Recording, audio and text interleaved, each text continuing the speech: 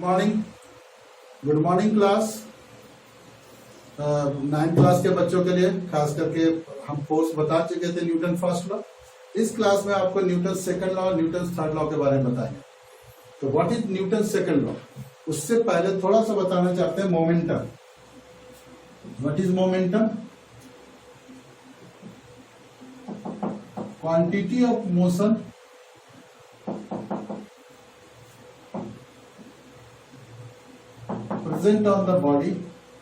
present in the body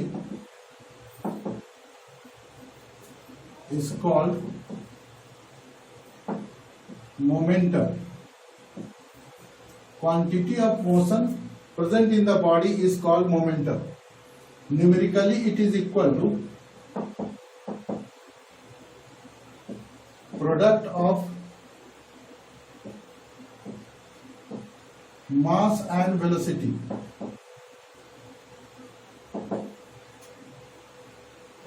तो it is denoted by P। ये P से denote किया जाता है। P is equal to M into V। It is vector quantity.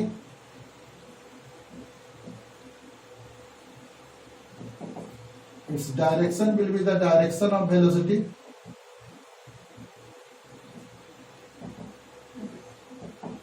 Will be the direction of velocity. SI unit kg meter per second or Newton second. छठा, it follows conservation theory.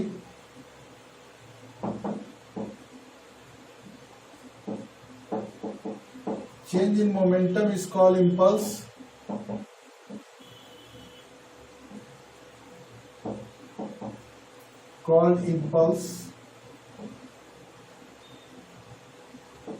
आठवां, a rate of change of momentum is called force. Rate of change in momentum is called force. तो momentum जानने के पहले ये इतना जानना था कि सेकंड लॉ पहले, क्योंकि फोर्स वहीं पर डेवलप होता है जब मोमेंटम चेंज होता है। तो क्वेश्चन एराइज होता है कि व्हाट इज मोमेंटम। जब मोमेंटम जान जाएंगे तभी उसको चेंज करेंगे टाइम के रिस्पेक्ट में, तो हमको पता चलेगा कि फोर्स कितना है। इसको नोट कर लीजिए। अब Newton second law.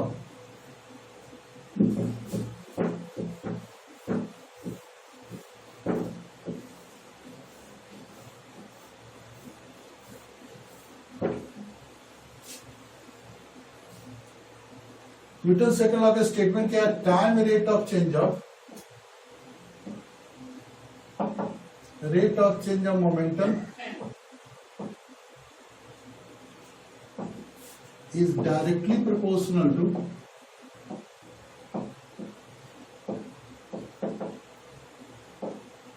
to the applied force and change in momentum occurs in the direction of force. जिस डायरेक्शन में फोर्स लगेगा उसी डायरेक्शन में मोमेंटम होगा। मतलब न्यूटन सेकंड लॉ का दो पार्ट है, पहला मेजर किया है, दूसरा फिजिकल इंडिपेंडेंस दिया है। Hence we can say there are two part of Newton second law. We can say there are two parts of the Newton's second law. First, it measures the force.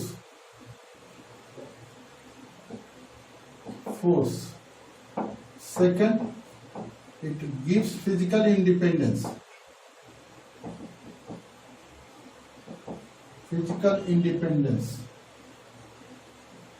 इसके अलावा 3 concept देता है। 4 concept देता है। 4 concepts पहला concept देता है Newton proof of Newton's first law,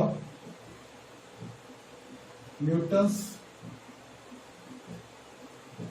first law by second law. दूसरा इम्पल्स के बारे में ही बताता है। तीसरा इक्विलिब्रियम के बारे में बताता है। और चौथा कंजर्वेशन थ्योरी बताता है, conservation theory of momentum.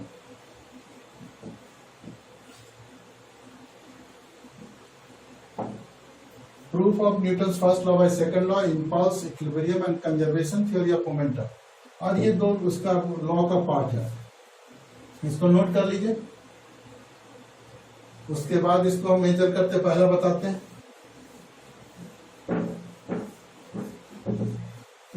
Consider there be a body having mass m, F force is applied on it, initial velocity u, after t second it will start to move with velocity v, start to move with velocity v। तो initial momentum कितना होगा?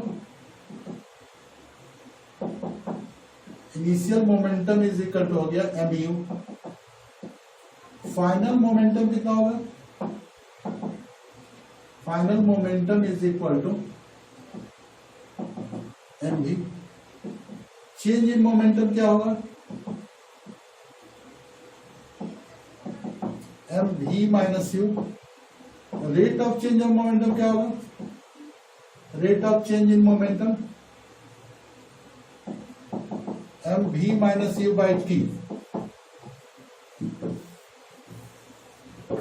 तो Newton first law का part क्या है कि F is directly proportional to M V minus U by T. अब we know that A बराबर V minus U by T है। F is equal to K M, इतना बराबर ए लिख देंगे। के इज कांस्टेंट, प्रोपोर्शनल का हटाने पर एक कांस्टेंट दिया होता है, और एक्सपेरिमेंटल वैल्यू इसका होता है, एक्सपेरिमेंटल वैल्यू 1 होता है। तो एफ इजिकल क्या हो गया? एम ए हो गया।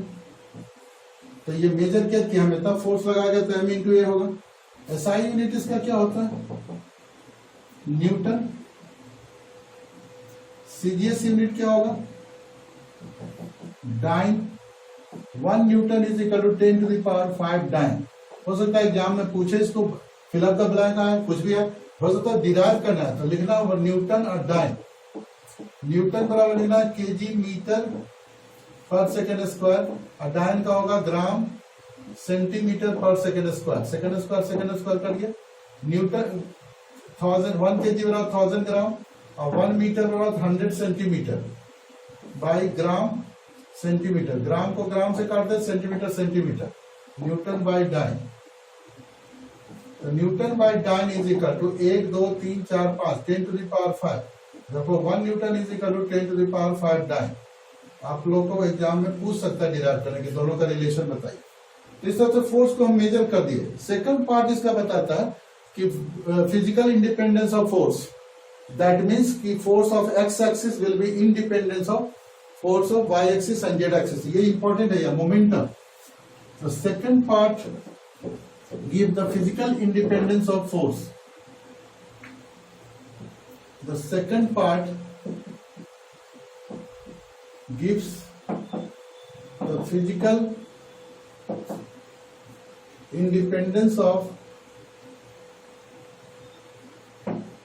force, that is force momentum of x-axis will be independent of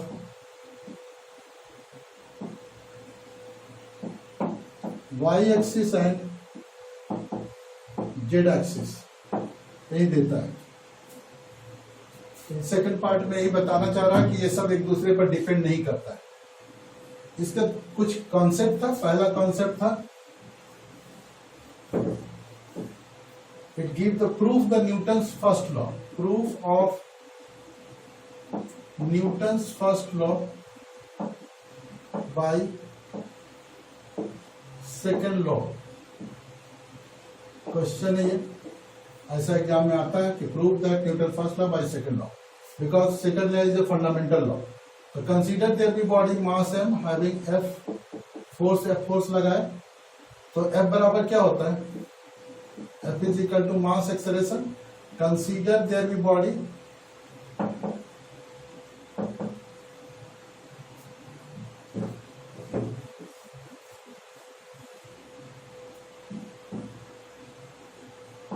having mass m, F force is applied on it,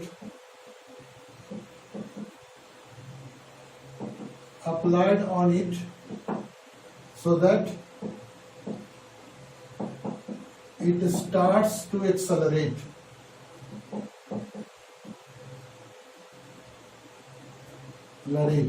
तो बराबर मास इंटू एक्सेलरेशन हुआ।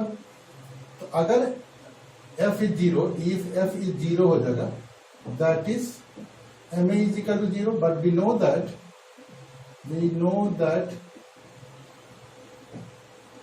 mass of the body never be equal to 0. Therefore a is 0. If a is 0, then whether the body is in rest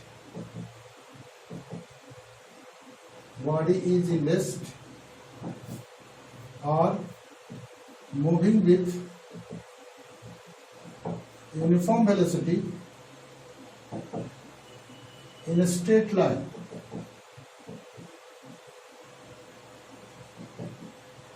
this proves the Newton's first law.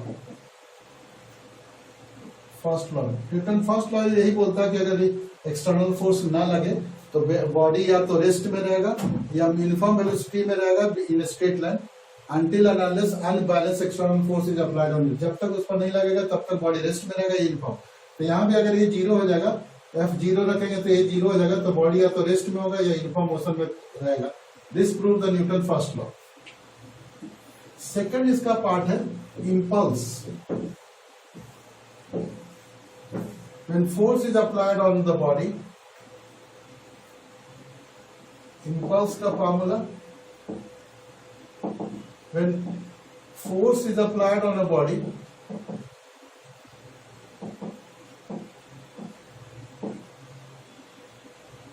for a very short interval of time,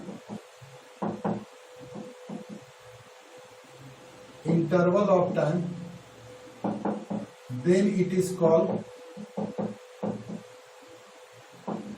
impulse. It is denoted by J.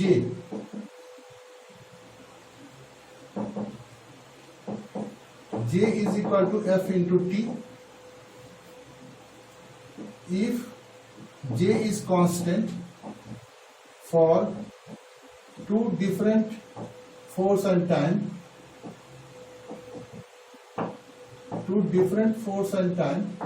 then F1 T1 is equal to F2 T2, or F1 by F2 is equal to T1 by T2 by T1. That is F is inversely proportional to T. Time of contact जितना बढ़ाएंगे उतना कम force लगेगा। तो application question पूछता है कि अगर cricketer catch लेता है तो अगर डायरेक्ट कैच लेता है तो उसके हाथ को ज्यादा चोट लगता है कंपेयर टू द हाथ जब हम कैच लेते हैं दूर में तो हाथ को पीछे की ओर ले जाते हैं, कैच बॉल पकड़ते ही हाथ पीछे ले जाते हैं। तो टाइम ऑफ कांटेक्ट जब बॉल का कांटेक्ट हाथ में बढ़ेगा तो उसको फोर्स कम लगेगा, नहीं हाथ में चोट नहीं लगेगा। अगर डायरेक्ट हम कैच पकड़ेंगे तो हमको चोट लग सकता है क्योंकि टाइम ऑफ कांटेक्ट कम रहेगा। जितना ऐसा ही क्वेश्चन सॉकर में, गाड़ी में सॉकर इसलिए यूज किया जाता है कि इस गड्ढा में जब गाड़ी जाता है तो स्प्रिंग दबता है, लौटता है, तो उसमें बहुत टाइम लगता है, जिससे हमको जर्क फील नहीं होता, फोर्स कम लगता है। कंपेयर टू अगर स्प्रिंग नहीं रहेगा तो खटाक बहुत चोट लगेगा, जस्ट टाइम ऑफ कांटेक्ट घट जाएगा। ऐसा ही चाइना क्ले पॉट है जो कि हम किसी भी हस्क में ले जाते हैं या थर्मोकॉल के अंदर इलेक्ट्रॉनिक सामान को भेजते हैं। अगर ऐसा रखेंगे तो टूट जाएगा, हल्का सा इधर उधर पटकाने पर टूट जाएगा, शॉक अब्सॉर्ब नहीं कर पाएगा क्योंकि टाइम ऑफ कांटेक्ट एक में घट जाएगा, दूसरे में बढ़ जाता है। अगर हम इसको ग्राफिकली बताएं तो मानते ये फोर्स है, ये टाइम है, तो जितना एरिया कवर करेगा एरिया इज द इम्पल्स। अगर ये टाइम t0 है, ये f0 है, तो इम्पल्स इज इक्वल हो जाएगा f0 t0। इस तरह से इम्पल्स निकाल सकते हैं। इसके बाद है इक्विलिब्रियम। थर्ड पार्ट है equilibrium.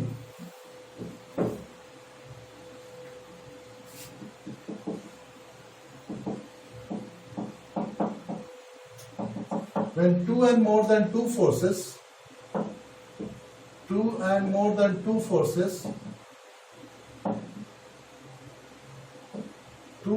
are applied on a body,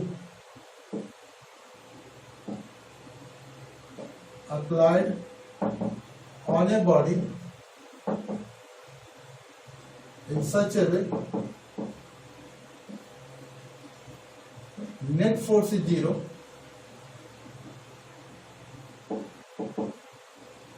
then system is said to be in equilibrium। तो सिस्टम इक्विलिब्रियम में कहलाएगा।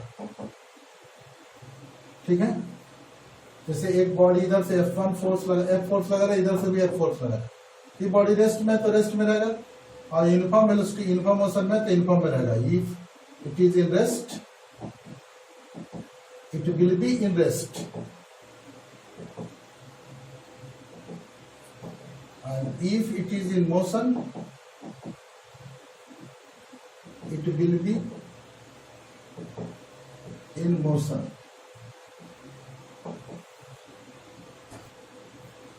That's all guys।